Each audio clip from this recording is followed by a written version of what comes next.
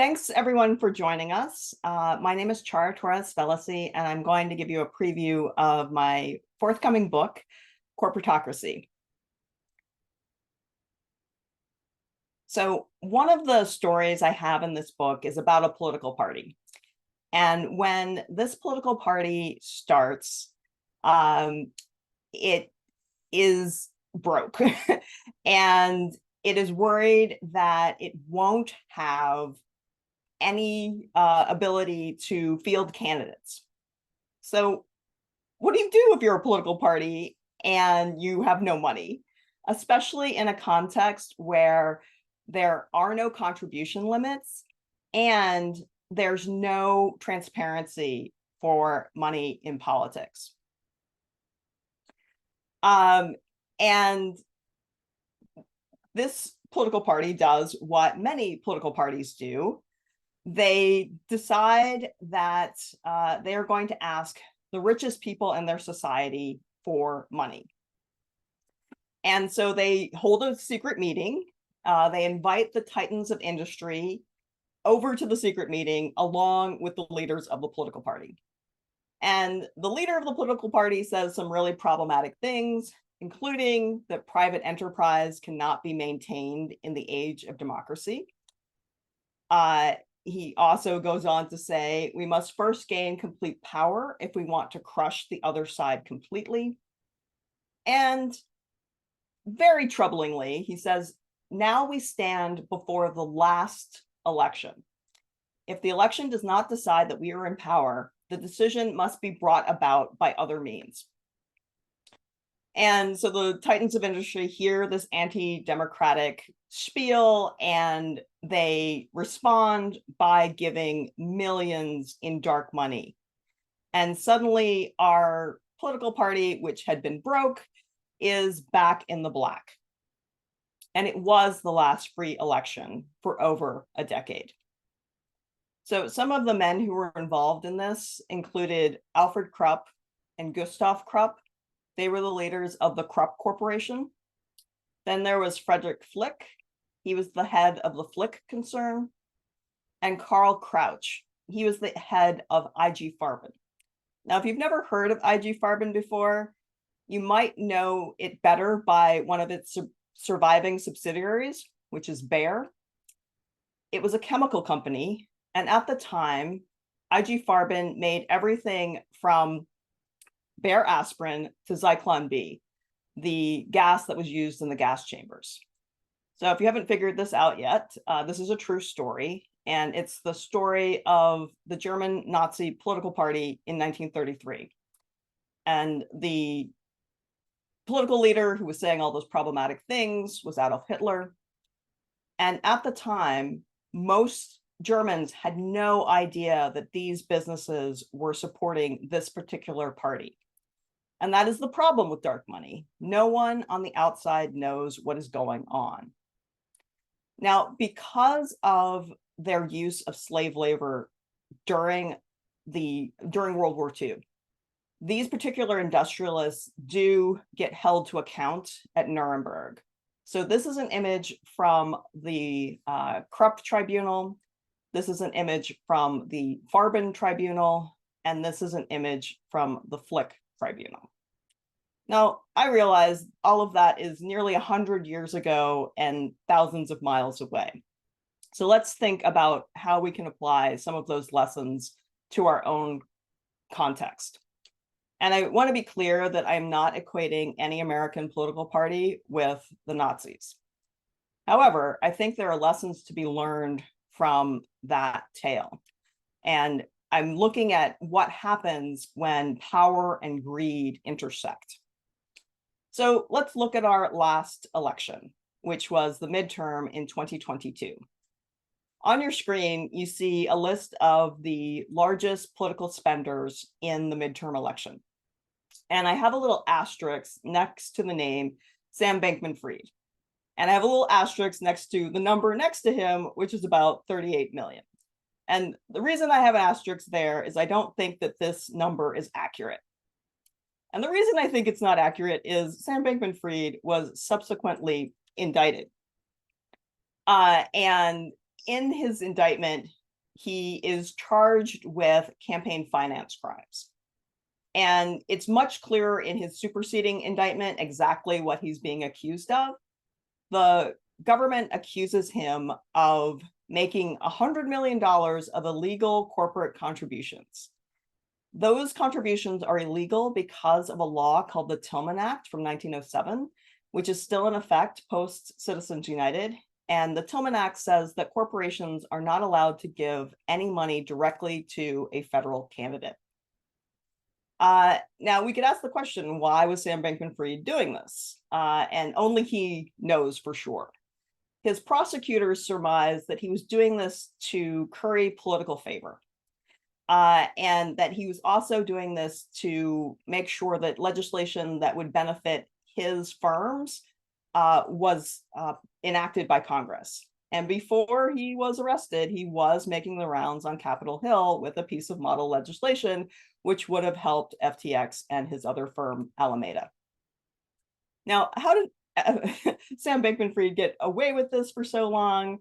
One answer is he gave dark. So he gave all of his money to Democrats on the record. That's the 38 million. And then he gave money to Republicans dark. That's the 100 million. And because he gave in a way that wasn't transparent, that actually hid his corporate crime. Now, some of you know how this story ends. Sam Bankman-Fried is now a guest of the state. He got 25 years for securities fraud, and he actually wasn't tried on his campaign finance charges. So what is my nightmare scenario, and how did these very two different narratives intersect? Well, we clearly have an audience for anti-democratic ideas in the United States. I think that's clearly evidenced by the events on January 6th. And I think we were relatively lucky that there was relatively little corporate backing for January 6th. But my worry is what happens when the next Sam Bankman-Fried, the next billionaire, teams up with anti-democratic politicians? What happens when those anti-democratic politicians have major corporate sponsorship? And that's what I try to deal with in my new book, Corporatocracy.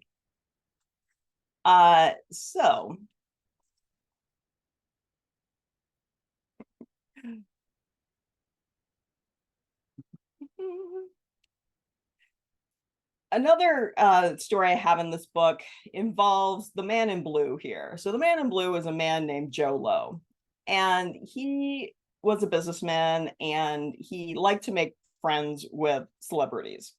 And this is an artist rendition of a massive party that he threw in Las Vegas for his own birthday. And at that party, Britney Spears jumped out of his birthday cake and sang him happy birthday. And Joe Low had paid her $1 million to do this. Joe Low also funded Leonardo DiCaprio's film, The Wolf of Wall Street. Apparently, he and DiCaprio became very close. Low buys him priceless art and gives him an Oscar that was once won by Marlon Brando.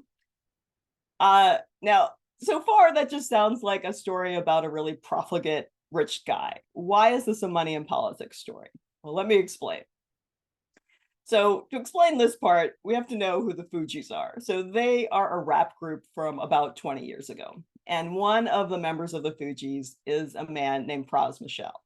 So this is Pras when he was younger, and this is Pras outside of a federal courthouse about a year ago. So Joe Low gave Pras $20 million because he wanted a photo opportunity with the then sitting president, Barack Obama. And the way that this money gets into the United States is it goes through Joe Low's shell companies to Pras's shell companies.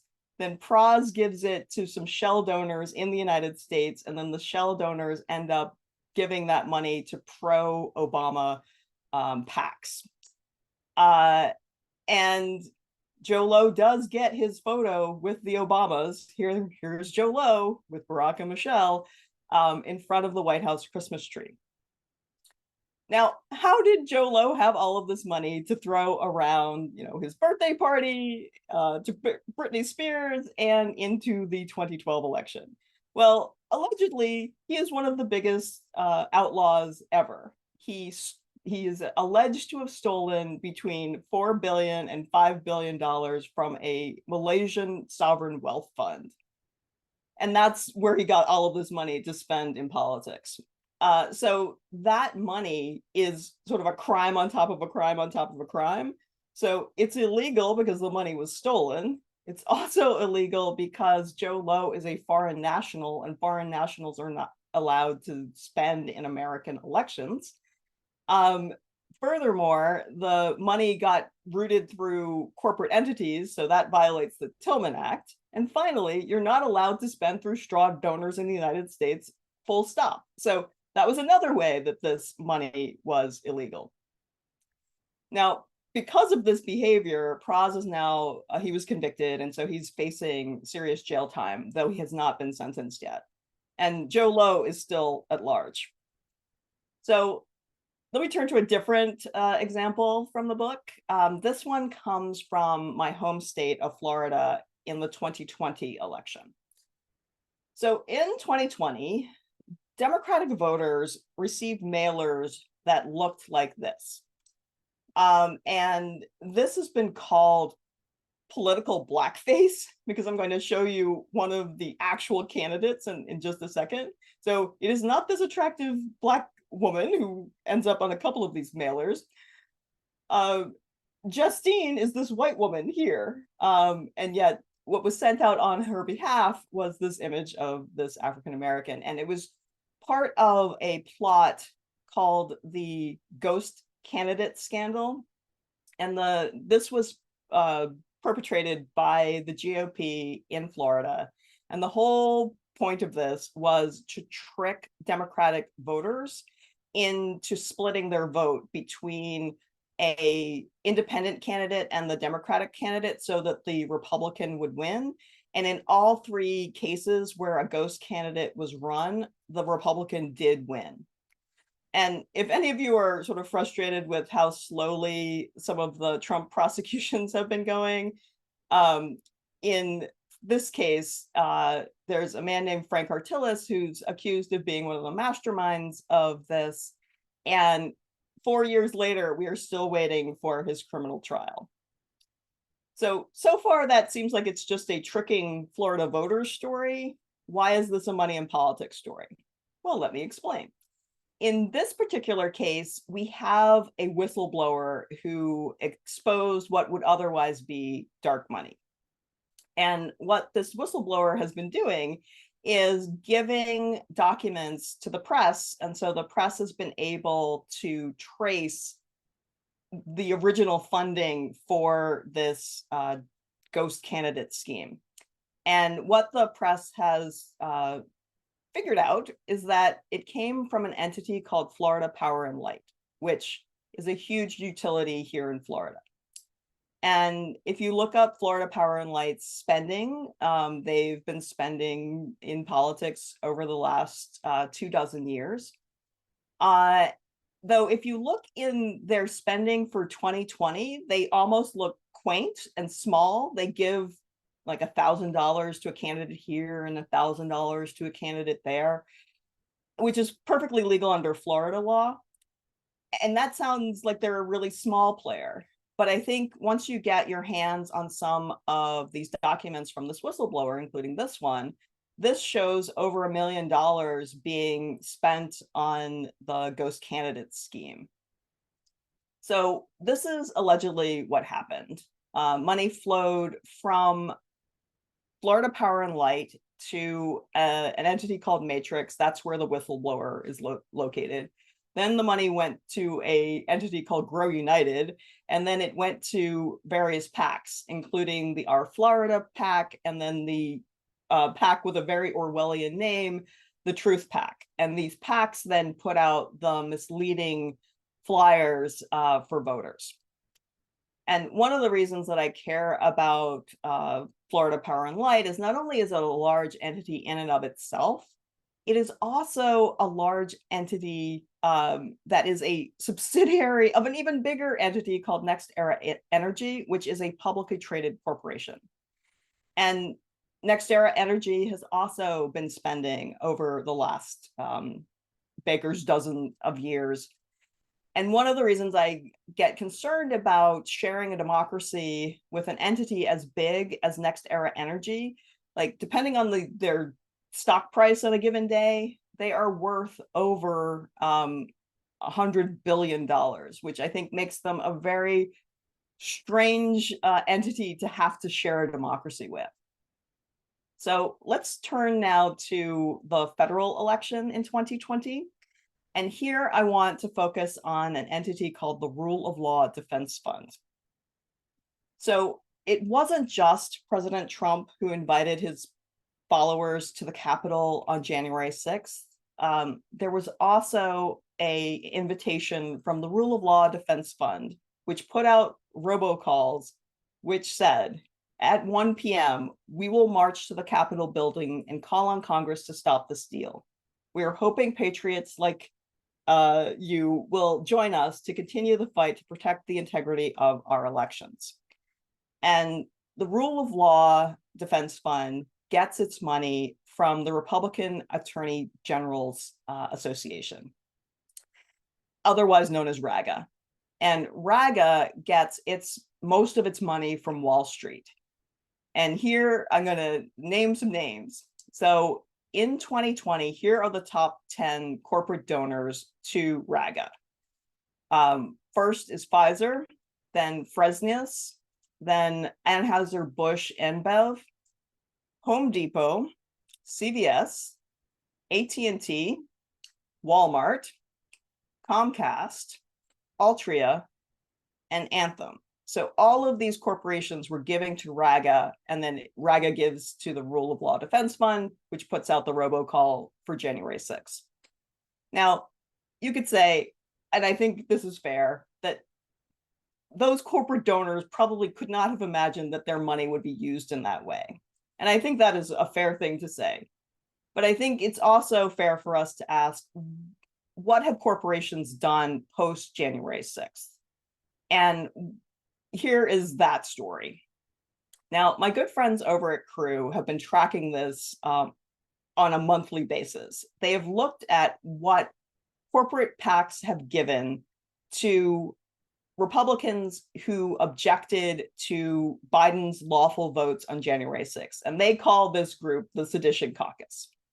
And so they have found that since January 6th, over $148 million in corporate PAC money has gone to the Sedition Caucus.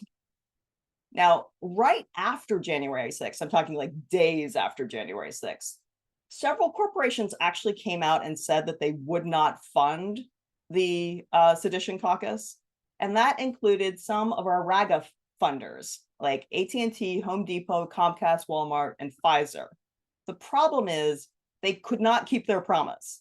So by today, AT&T, Home Depot, Comcast, Walmart, Pfizer, InBev, and CVS all ended up giving to the Sedition Caucus, even those who said that they wouldn't. And they weren't alone. The biggest donors to the Sedition Caucus has been Koch Industries, Boeing, Lockheed Martin, and UPS. But at least this spending is transparent. What really keeps me up at night is this graph. So this is the dark money that has been already spent in the 2024 election. This is essentially all of the money that was spent in 2023, because there's always a data lag. But we have no idea where this money has come from. And that is really worrisome, because that dark money could hide anything from just mischief to serious crimes. So thank you so much for listening. And if you're interested and would like to pre-order my book, this is the QR code. So thank you all. Thank you, Ciara. I thought that was a really fascinating presentation. We had one suggestion that maybe if you turn your camera off and then turn it back on, it might actually sync up. So why don't you quickly try to Okay, go off why camera not? and see if we can get the audio and video synced. Is this any better? Try again. Is it any better now? Nope, it looks like we're just going to be unsynced. Someone is asking that you put the QR code back on the screen. Okay, give me a second. Uh, and while you do that, if people have questions, um, please put them in the chat. Wait a minute. There we go. There we go. Back on the screen. So if anyone has questions, please put them in the chat. I'll use the moderator's prerogative to ask the first question. If someone joined late, Corporatocracy is your third book. And there are a number of similar themes that run through a lot of your booking, including kind of the pernicious role that dark money plays in our political process. Can you explain for us who maybe don't know, what exactly is dark money? That is a great question. So when I use the term dark money, I mean money that is spent in electoral politics that the public simply cannot tell who is spending. Now, not everyone has, I think, the same working definition of dark money. One of the people on the Hill who I really admire, Senator Whitehouse, he uses the term dark money much more expansively than I do, and he would include money that surrounds the Supreme Court, for example. I leave that off of my tally because I am really focused on campaign finance, which by definition deals with electoral offices. And while there's a lot of money flowing around the Supreme Court, that is not captured by our campaign finance system, full stop. We have some good questions coming in the chat.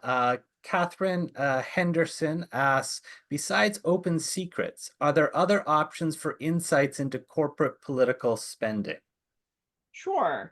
You can look at, while it's still alive, so Open Secrets and followthemoney.org merged about a year ago, but I think followthemoney.org, which looks at money in state politics, is still alive and separate site.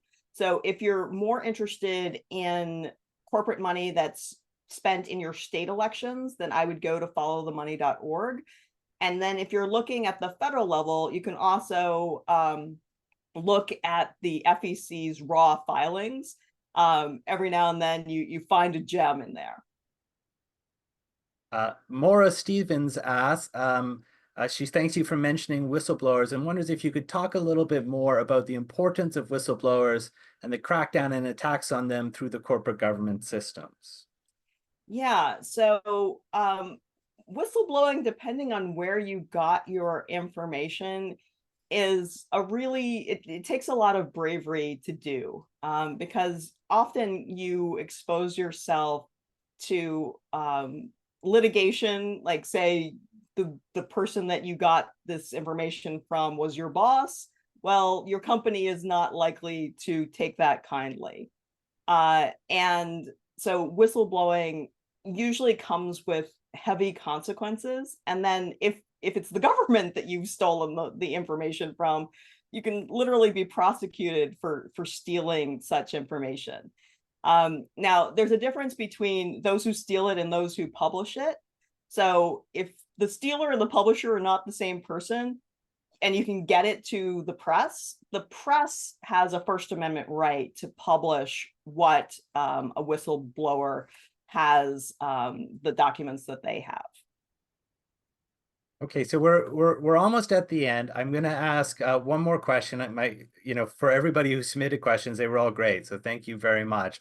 I'm going to pick one that I know to be a favorite of Ciara's. How much of an impact has Citizens United had on the influx of dark money? That's from T.L. Cornwell.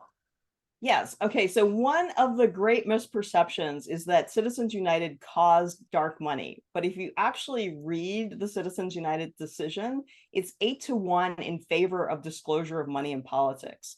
The reason why we have this explosion of dark money is obnoxious political spenders who do not want to abide by Citizens United. So the Karl Roves of the world spent like 100 million in dark money after Citizens United, and then it took years of litigation to stop that type of behavior. But as soon as you stop like Karl Rove from doing it with one entity, he can create a different entity that also spends dark. So it is like a endless game of whack-a-mole.